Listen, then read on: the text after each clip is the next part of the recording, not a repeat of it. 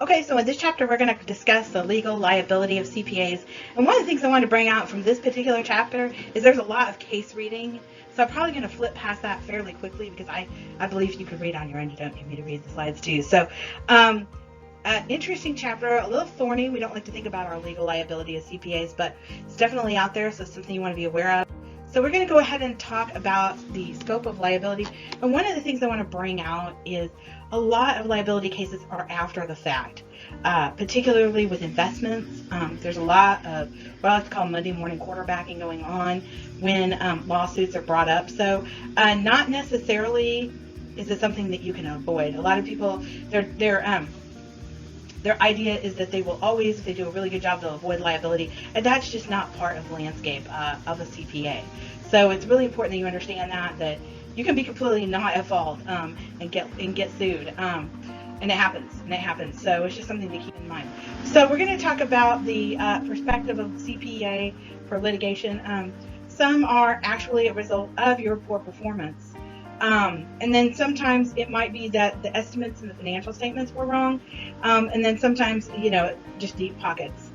So there's two different types of law. There's the state common law, and then there's statutory liability. And state law is developed through case decisions, usually for breach of contract, negligence, or fraud. And I think in one of our discussion questions, we're talking about the implications of COVID-19 on the profession, and that if you happen to be with me, that's going to be an interesting situation, because there's a lot of people that simply because of this particular outbreak are not going to be able to necessarily do all of the work. So it'll be interesting to see where they're going to have to modify it.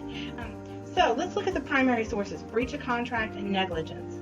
Negligence is known as a tort, which is a violation of legal duty to exercise due care. Which is another one of the items that we talked about in the first couple of chapters, the exercise a degree of care. And then there's ordinary, all right? And then the idea is that if you did this, you didn't do it comparable to someone else who, under normal circumstances, would have exercised a degree of care. Gross negligence is a lack of complete breakdown, disregard for professional responsibilities. All right, fraud is a misrepresentation by a person of material fact. Remember, the word material means that it would make a difference in how people interpret the financial statements. And then constructive fraud does not involve a misrepresentation with intent to deceive. So it's more of a gross negligence. You didn't mean to deceive, you're just bad at your job. And then statutory fraud involves the Securities Act of 1933 and 1934. There are other sources of liabilities. I'm sure you've watched a crime show or two. You know a little bit about RICO, which is all that money laundering type stuff, racketeer influence or corrupt organizations, definitely kind of reaches to money laundering or just illegal acts. RICO is so wide and broad, you could just pretty much step a toe out of line to a large effect and land in RICO. And then there are the basic criminal statutes for liability. So the elements of proof by a client, so that what the client needs to prove to get to be able to sue. So the CPAs they have to prove duty, that the CPA accepted a duty of due professional care, breach of duty, that they breached that, and that the client or the plaintiff suffered losses. And then there has to be what's called causation, where losses were caused by a CPA's failure to perform appropriately. That is why that education and competence piece of the puzzle is so important. It protects the CPAs and their firms from liability. Now, the elements of duty and breach of duty. Duty is defined as the engagement letter. That's why, remember when I said you should memorize the engagement letter? Super important. A breach of duty says that the auditor did not perform obligations listed in the engagement letter, or the performance didn't meet professional standards. It does not imply the auditors were negligent wherever misstatements due to errors or fraud are later found. So if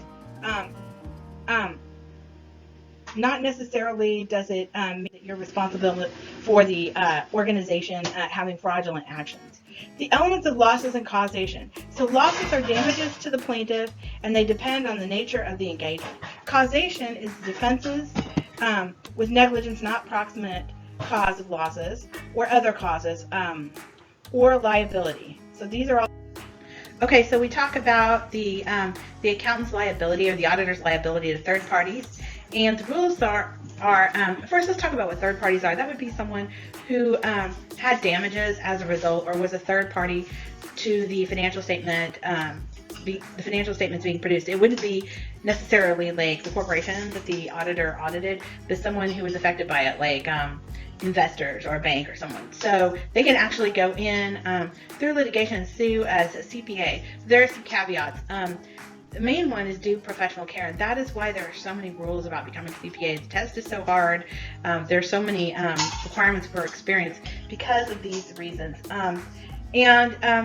There has to be gross negligence, and there's a lot of legalese here. But I'm going to hop over here to the requirements for a third party to recover losses. And there's three different approaches. One is the ultra-mare approach, that the auditor knew that the audited financial statements were used for a particular person by a known user. So, for example, if the auditor knew that these were getting used, a third-party beneficiary. The other one is the restatement approach. Or before I hop on, they have to have this scenario in order to get losses as a third party. The restatement says that the auditor knew they were being used for a particular purpose, but the auditor did not necessarily know the user. Okay, and then the last one is the Rosenblum or foreseeable user approach. The auditor should have realized that it was reasonably foreseeable that the statements would be used. So these are the different approaches to the common law. So really important again. And then what the slideshow walks through all these cases. It goes through the different approaches, Rosenblum and so on, and mainly, there's just so much liability out there. I mean, even pretty much all cases under Rosenblum, everybody gets an opportunity to sue. So it's really important that you're aware of this. You have to understand that, if you get to a certain size, you're probably going to get sued at some point.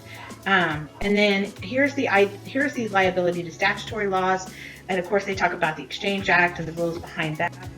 And then the slideshow goes through a lot of different cases. The one I want to bring up here is RICO. RICO in particular, RICO is something that's just very far-reaching. There are so many things that have qualified under RICO. It just has a very broad arm.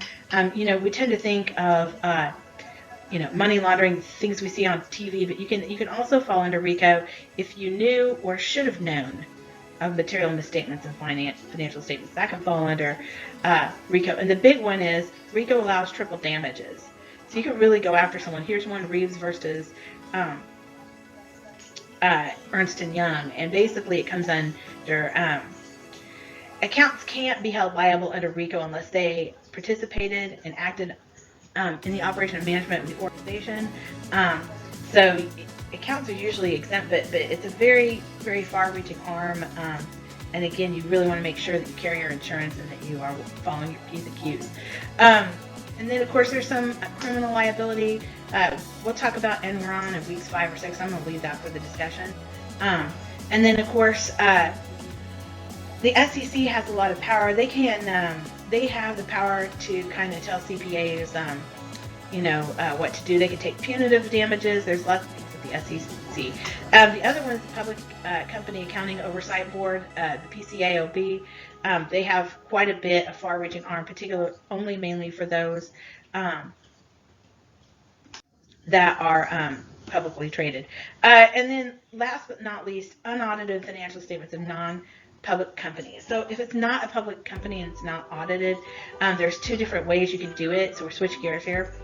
The one way is a compilation of financial statements, where and the whole point of that is you're just preparing the financial statements based upon information that the CPAs provided.